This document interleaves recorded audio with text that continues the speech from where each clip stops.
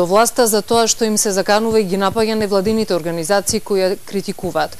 Предупреди дека поради таквото однесување Брисел годинава може да даде полоша оценка за земјава од таа во извештајот лани.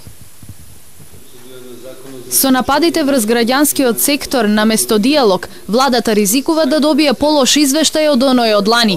Со вакво предупредување евроамбасадорот Ерван Фуере ги потсети властите дека извештајот за земјава за 2010 е веќе во подготовка.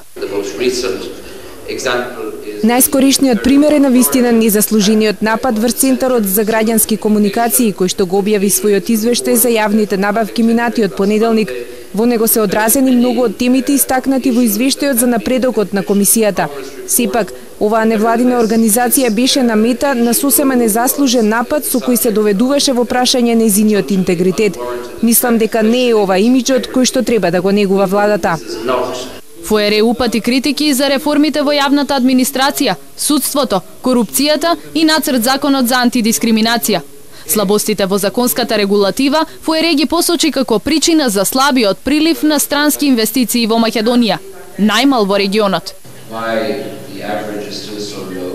Причината зошто овој просек е толку низок е затоа што инвеститорите се загрижени за недостаток на правната јавност во деловната област. Се уште не е јасен теренот меѓу различните играчи во бизнисот. Вице-премиерот за евроинтеграција Васко Наумовски слушна само дел од критиките на евроамбасадорот. Собраниската седница за пратенички прашања беше добро алиби да ја напушти конференцијата.